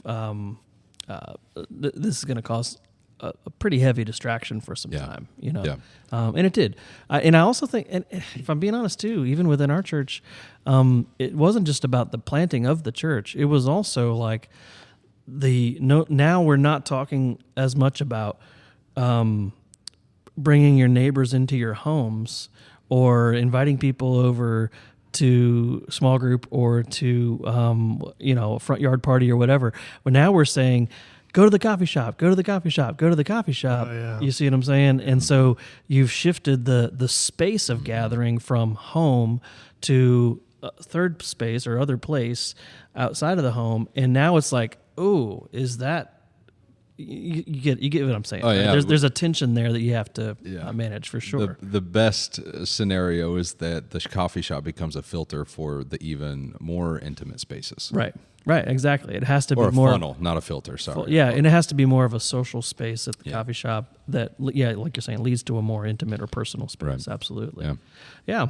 I think people is just a hard thing too in this, right? If we're talking about dangers of business as mission, like the people leading in the business getting off mission is dangerous. And if you have to have the senior leadership of, in our case, coffee shops, but of whatever business it is, the senior leadership has to just be all about the mission and vision and direction of where that place is going, why it's there, and instilling that all the time in its managers. And when the managers get off base or they just start to lose track of what they're supposed to do, or even the employees on the ground level themselves, you got to remind, and if they just keep forgetting, I'm sorry, but it's time to go. And that mission focus of why we're here, why we're doing what we're doing, is incredibly important. Even though some of the folks that are a part of the business itself might not know Christ, might not know the mission of God per se and why they're contributing to this thing, they at least know and can champion the community aspect of things and the people component and loving people. You could teach anybody to love people, and it's just that senior leadership. What I mean by that is like the board in our case, right? Mm-hmm. If you're establishing a nonprofit, the board or the person that's overseeing the manager has got to be constantly reminding of the mission, because mission drift is very easy and possible and hard to recover from. Yeah. The good news, I think the reminder that I'm reminding myself of now is that going back to a lot of our conversation has been around like the benefits of doing something like this that are outside of like church growth necessarily. And so the reminder I think that you have to have for yourself is that we're fighting for things, this very tangible expression of creating that little piece of heaven, right? That creating and maintaining a space where people are welcomed, belong, accepted, where they're safe, where there's community without any kind of, request from them. Or like it's always going to be a hard thing to do. But that's inherent in creating those physical, tangible parts of the kingdom, Yeah, we got to be careful too, not to call business as mission evangelism. It's beyond evangelism. It's something greater than that. Business as mission. It inhabits every aspect of the mission of God, not just evangelism. Right. And I think that's where business as mission might get a bad rap in some circles. Like, well, you're spending a lot of time and money on something that's not advancing the gospel specifically. Well, I prefer to go to work for myself and have the freedom to do this and help other people with that. And you have to go to work too, right? And so we want to make sure that business as mission incorporates everything.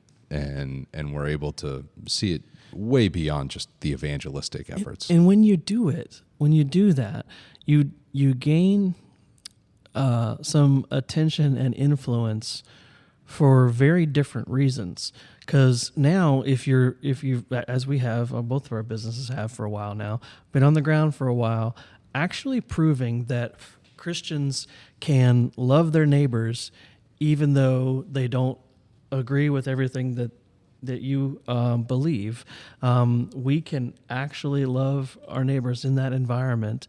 And we've proven that we can do that. And we've proven that we're not going to discriminate against you. And we've proven that we're going to create a space for you to gather and participate in this community.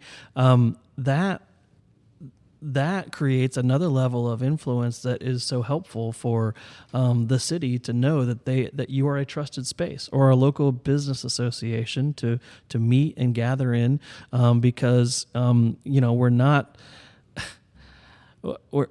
those kind of browbeaten Christians with scripture on every coffee cup, and and I'm not. Maybe that works somewhere, but it doesn't work here, I guess is what I'm trying to say. Like that, this place would not be functioning right now if you came out with that kind of cheesy suburban vibe like that. Does that make sense? It would be burned to the ground, probably. What if, I got an idea. What if we had Jeremiah 29:11 on a rocks glass, not a coffee? I would burn it to the ground. Okay, all right, that too. All right, fine. Yeah, and that's context. I think that's one of the things, the pitfalls sort of is I had this idea that the hospital thing especially was in my mind. Like, even people who hate Christians or hate religion or institutionalized religion, they still go to the hospital when their leg is broken, right? And so I thought surely people will understand that even though Coalescence is owned by a church entity, that everyone wants the good things of the kingdom, right? I think even if they don't want the king, they still want the kingdom, right? They want the atmosphere and the creativity and the excellence and the safe place and all that. I was wrong. That was wrong. Like, just dead wrong. Like, there are some people who are going to hate just because it's owned by a church, affiliated with a church. Some people are going to hate that and hate the business. And I think that's just something that, like, even somebody's going to might listen to this podcast, and even though all the work that we've done to explain about all these other benefits and these kind of things, some people are still going to just be like, no, that place isn't for me. And that's just kind of something you got to take into account as well. Yeah, that's good. Well, I think one question that probably could take another hour, but we need to talk about very briefly here is this. Is business as mission necessary for the future of church planting? What do you guys think? Is business as mission a necessary function of the future church? I'll even add a little layer to that to just say, like, even established churches moving forward into a growingly secular culture. Is business as mission necessary? So I think yes. As somebody, part of my job is to communicate with a lot of church planners and pastors. I recommend it to everyone. I'm struggling to think of someplace around the world or some context where I haven't, recommended it, because of all the benefits that we talked about. Again, I think in America and the West, the trends are such that we just don't know what's going to happen. The greatest generational transformation of wealth the world has ever seen by a factor of like 10,000 is occurring right now, and that wealth is being transferred to people who do not have necessarily the understanding, the desire to tithe or even to give to nonprofit organizations, right, or NGOs. So if I'm talking to an 18-year-old or a seminary student and they're considering the avenue, my over and over and over again is going to be businesses missions, businesses missions, businesses missions, businesses missions. Because one of the other things, if you can establish a business, if you can be part of a business, it gives you a certain freedom that we may not have in the future. I don't think we'll have in the future. Mm-hmm. Mm-hmm. I agree. I see our work in India from the first trip. I see the work in Mexico right now. And from a lot of my mentors just saying it's best if the indigenous people can support themselves financially and that there's not always a stream of money flowing from the Americas. Yeah. Why? Do we want to help them? Do we want to give to them? Absolutely. But what's even greater, what's healthier, is that they would find self-sustaining ways to care for themselves and to fund the mission that they have and need to achieve in their context and their community, and they can figure it out just as good as we can. But we can help them do that, and we can help them get started. I think as well, Nick, that's very keen observation of the very near future. I think giving is just going to continue to drastically decline. We see the numbers of the churches closing. We see the numbers of the pews right now. And yet we still see an increase in Christians. And so I think finding other creative ways that's going to be necessary to help the mission go on. All of that said, with hearing the naysayer in the back of my mind right now, not me, but somebody out there, right? That guy, air quotes, who's going to be listening and saying, no, it's only through the Holy Spirit. Absolutely. No doubt. But we can definitely do our part. And Jesus even commands us in the New Testament, be a good steward, multiply your profits, and be successful. Yeah. Amen. And I think my only contribution to this last part would just be, if you are an established church or in a part of an established church and your building in a city is sitting empty for 6 days out of the week, you ain't doing something right. Oh, yes. Amen. You're stealing space from the community at that point. That's good. And I feel very strongly about that, clearly. Yeah, I like that. So I think it's important to be thinking creatively.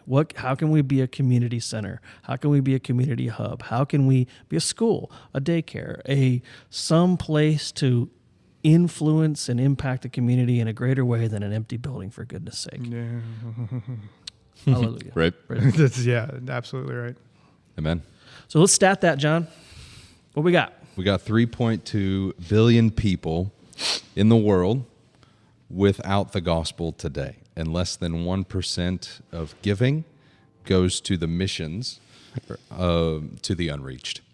So I think it's really interesting to see how the topic today fits within the bigger picture of Christendom right now. Not a lot of giving is even going to these people. We can say these, conceptualized statements. What if we gave this much money? I wish that much money was going. The reality is it's not, and we need to help these people create their own. Yeah, and leveraging business to do that, I think, is a way to do it, and to and teach generosity within that business as well. One of the other ways people can do it is by giving to Multiply. We can reverse that trend by giving to organizations like Multiply, who are trying to spread information about business as missions.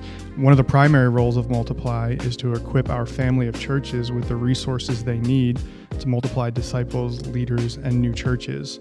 New churches are led by planters and teams who are prepared in our pathways to planting with the Times 12 Church Planting Network. You can see more about that at times12.org. That's 12, the numbers, 1, 2. Leaders are developed using our newly released Leader Pathway. Disciples who want to grow as disciples of Jesus can access our disciple-making toolbox at multiplythechurch.com and begin their journey. But don't go at it alone. Whether you are just starting or excited about growing as a disciple, remember, discipleship is one-on-one or one-on-a-few at its core.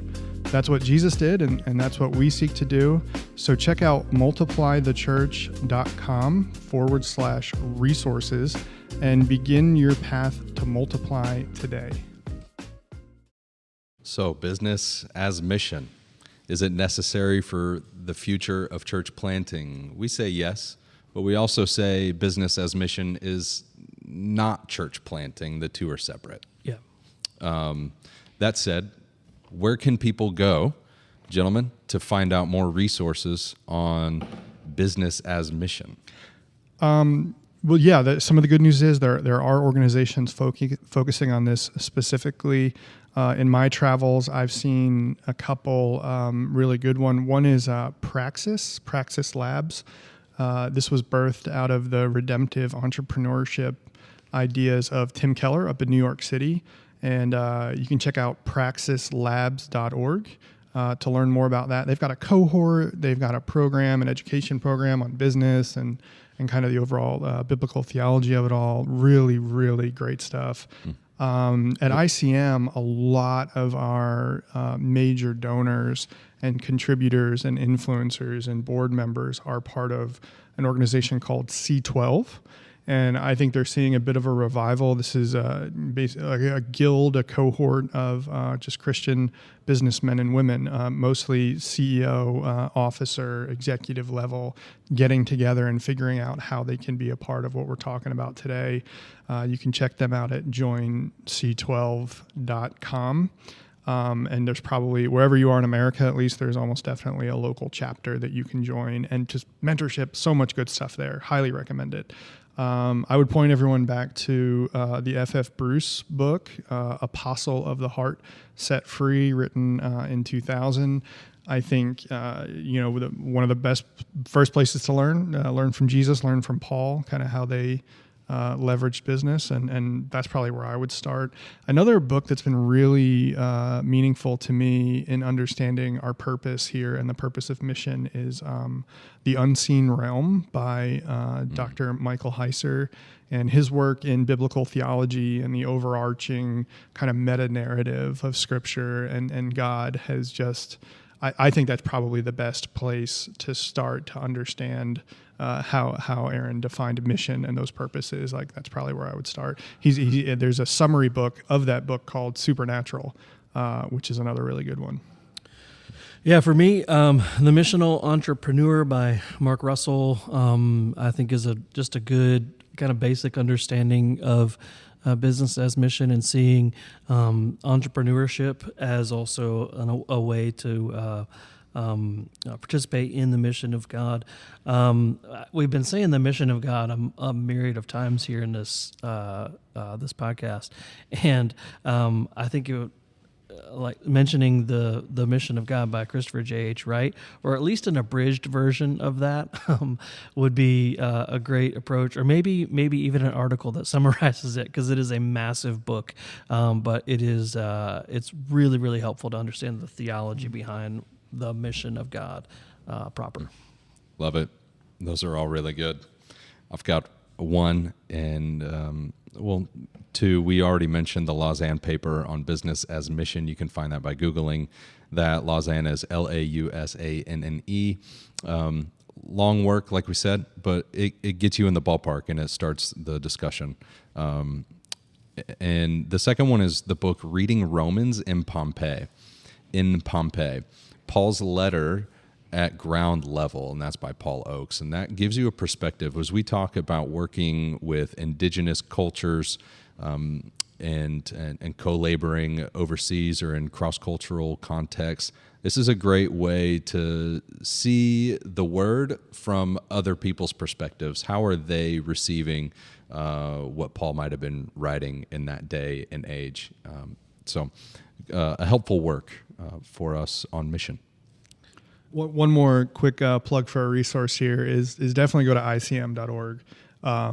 Not just because that's a ministry I work for and with, but it was started by a local, very successful entrepreneur and a pastor partnering together, mixing business practices with Bible practices, right? Mm-hmm. And so go to icm.org. There's a lot of actual resources, videos, audio files, things like that. There's also 2 books that you can get your hands on. The God Who Hung on the Cross by our founder, Doyce Rosser, kind of explaining how he leveraged his entire business history for the spread of the gospel towards the end of his life. ICM. Fellas, I'm proud of us.